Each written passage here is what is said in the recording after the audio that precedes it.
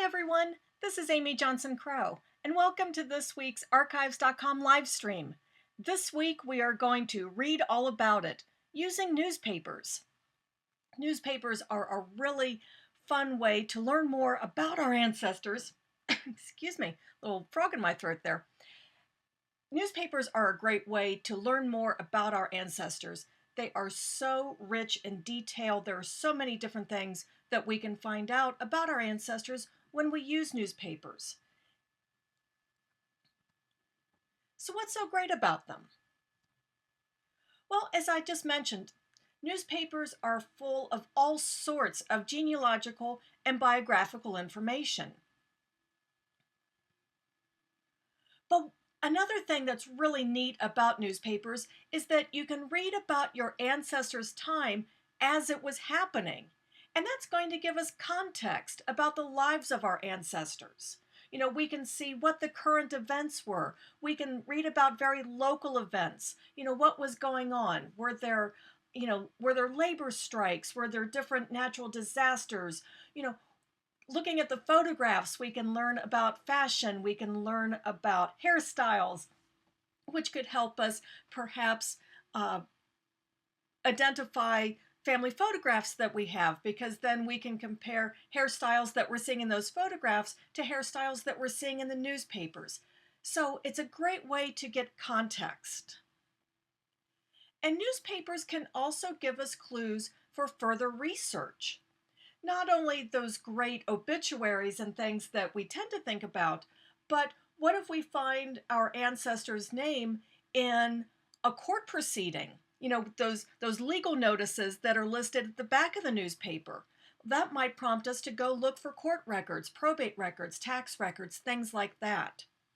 So we can really use these newspapers to, if we get in there and really mine the data, we can learn a lot about our ancestors, as well as getting even more ideas of other places to look for more information.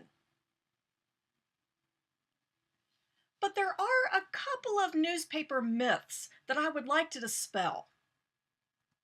The first, and I hear this over and over, well, my family came from a small town. There won't be anything in that little newspaper.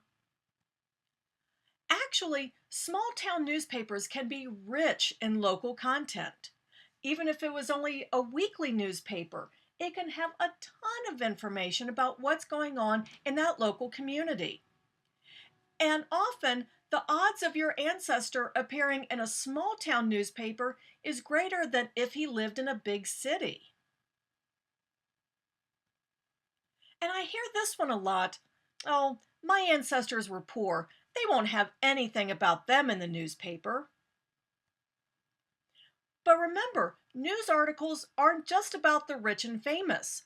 Think about crimes and court proceedings, military service. They may not have the great big bold article on the top of the society page, but there are all sorts of other opportunities where they might have appeared in the newspaper. So just because your ancestors were poor or weren't famous, don't discount them from being in the newspaper.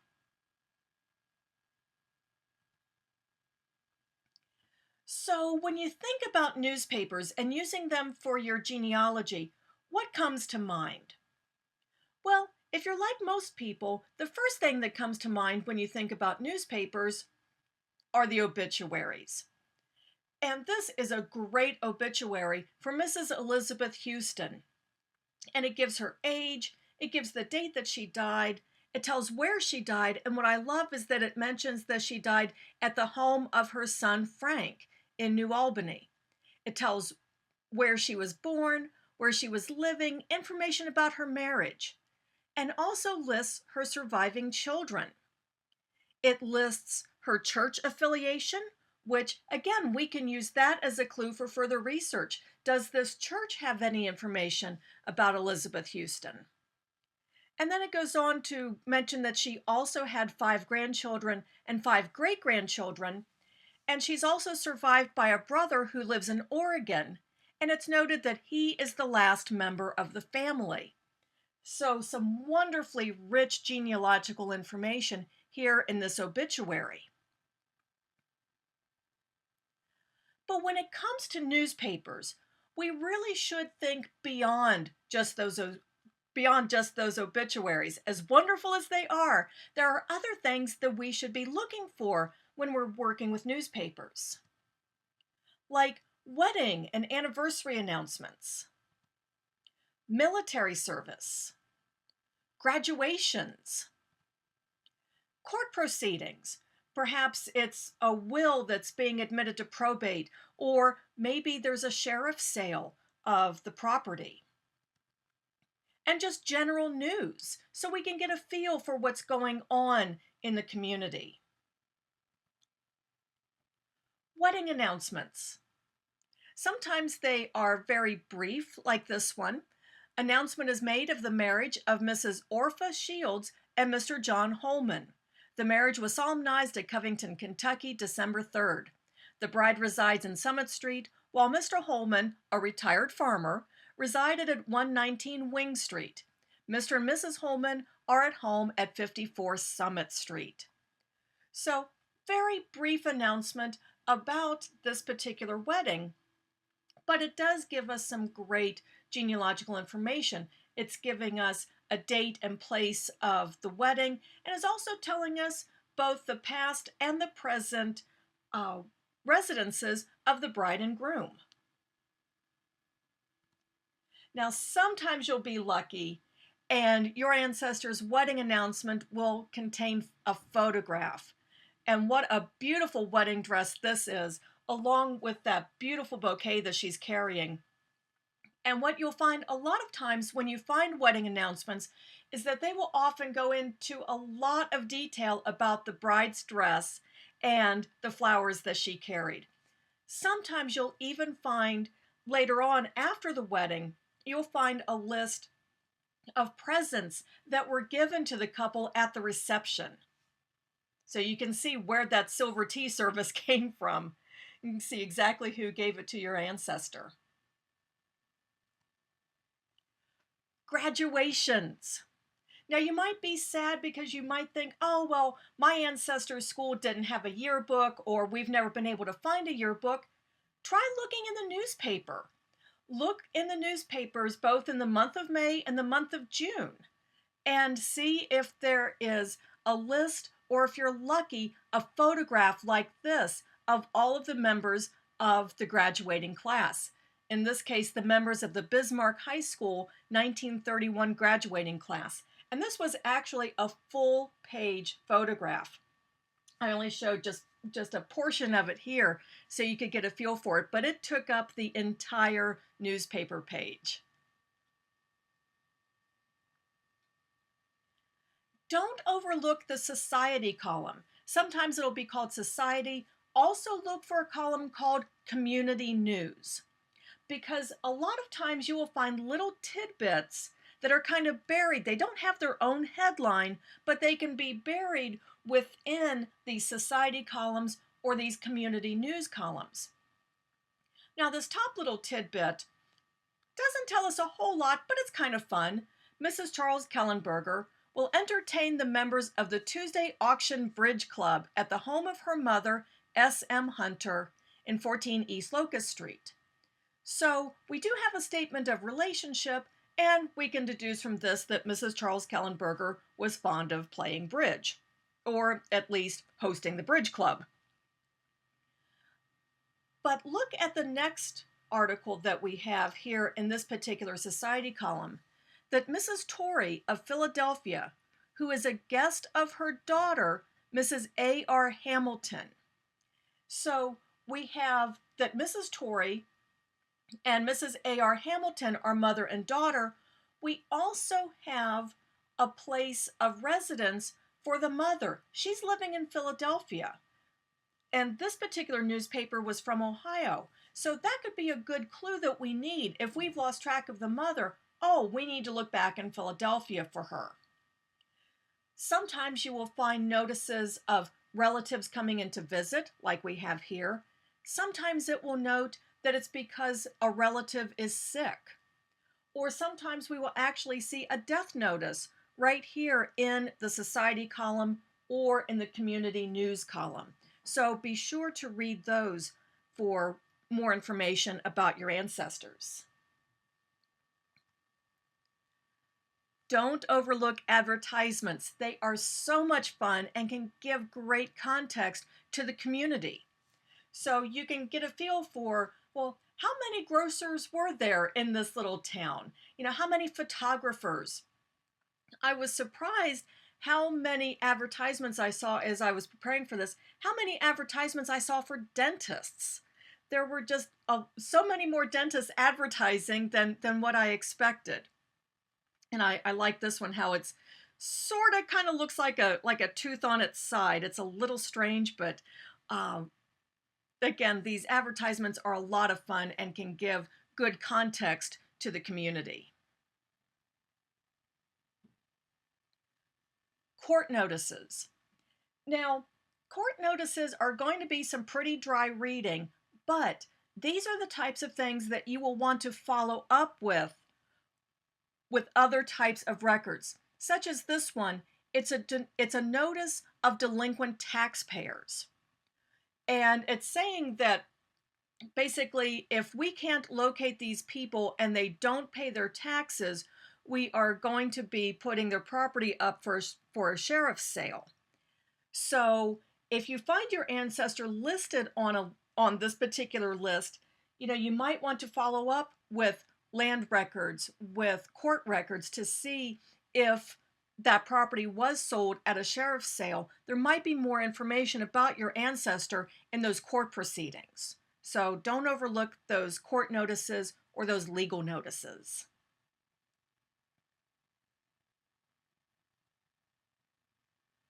So a few words about searching. Now, the newspapers on archives.com are full text searchable. These newspapers have been digitized and they've been run through a program that does what they call OCR, which is optical character recognition, which takes those shapes and turns them into letters and turns them into words. So we can search on it.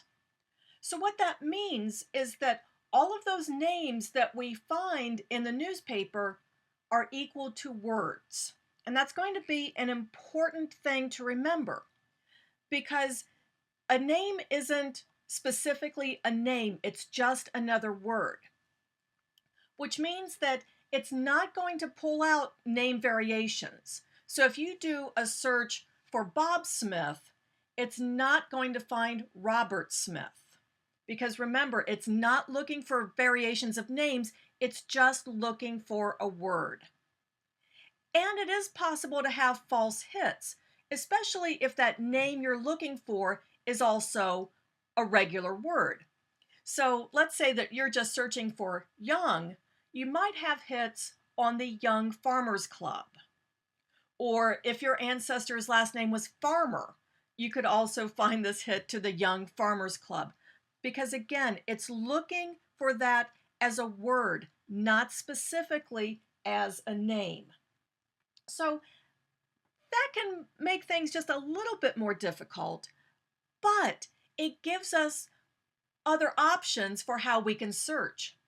We can add keywords to our search, and we can also search by subject. We're not limited to searching by just a name. Something else to keep in mind when you are looking at newspapers, and let's say that there isn't a newspaper for your ancestor's hometown or for where he last lived, but is there a newspaper for his old hometown? Because if he still had ties to his old hometown, to that old community, news about him might appear in that other newspaper. Here's an example. So here we have an obituary from a Newark, Ohio newspaper, but this death actually occurred in Marion, Ohio, which is in a completely different county. And take a look at the headline that we have on this obituary: former Licking County man. So Reverend Snyder lived in Licking County for a long time. Later in his life, moved up to Marion, Ohio, but his obituary was also published back in that Newark, Ohio newspaper. So, again, if you're not finding something in the newspaper where he last lived, take a look in that newspaper where he formerly lived, back in his old hometown. There might be something there. A word about females. The thing about looking for females, particularly in the 1800s and early 1900s, is that they're not always listed with their first name. Sometimes they're listed as Mrs. Such and so. Like we have here in this particular community news column, the Bowling Green Notes, where it's listing Mrs. George Burt. So we don't have her first name. She's just listed by Mrs. and her husband's first name. So you might want to play around with those types of search terms when you're searching. Another thing to keep in mind, this is community news out of Bowling Green, Virginia, but it's being published in the newspaper from Fredericksburg, which is 20 miles away. So the newspaper doesn't need to be exactly in that town where your ancestor lived. Take a look at perhaps newspapers from the county seat if there isn't a newspaper specific to the little town where your ancestor lived. When you're searching, use keywords to your advantage. And adding keywords to a name is particularly useful when your ancestor used different first names, say Bob, Bobby, Robert, or as a lot of men did in the late 1800s, early 1900s, when they went by just their first initials. So if you're not finding anything just searching by name, try searching with that surname, that last name, and adding the word funeral if you're looking for an obituary, or perhaps surname and survived. Surprisingly, adding the word obituary as a keyword isn't all that successful most of the time, because a lot of these obituaries that we see, they're not under a heading that actually says obituary. It just has the person's name, or it'll just say community deaths, something like that. So adding the word obituary often isn't that useful, but adding funeral or adding survived can yield those obituaries that we're looking for. As an example, here I was looking for Smith just in the month of March 1920 in Newark, Ohio newspapers. And searching for Smith, I had 126 hits. That's a few too many that I want to go through. But when I redid the search and looked for Smith funeral, I got just one. And a word about dates. Make sure that you use the range of dates feature and look a few days before and after the event. So let's say that you are looking for an obituary. Well, that obituary is going to come across because of that death. So instead of just looking on that date of death and perhaps a couple days after, actually look a couple of weeks before the death, because that's where you're going to start seeing notices in those society news columns, in those community news columns, about the person being sick, about family from out of town coming in to visit. Of course, it'll pick up that death event, but also look for at least a couple of weeks, if not a month after the death, because that will pick up the obituary. It will pick up other information about family leaving town. They're returning back to their homes, and also that's where you will find where the family has published cards of thanks. So they're thanking everyone who came to the funeral and who gave their condolences. So, and also apply the same principle to something like graduations. You might know exactly when your ancestor graduated, but look a few days before and after the graduation so that you can find all of the articles that pertain to that school's graduation that year. And remember, you don't need to search by name. Think about other things that you could search for, perhaps military units, or the names of your ancestors' church or organizations that they belong to.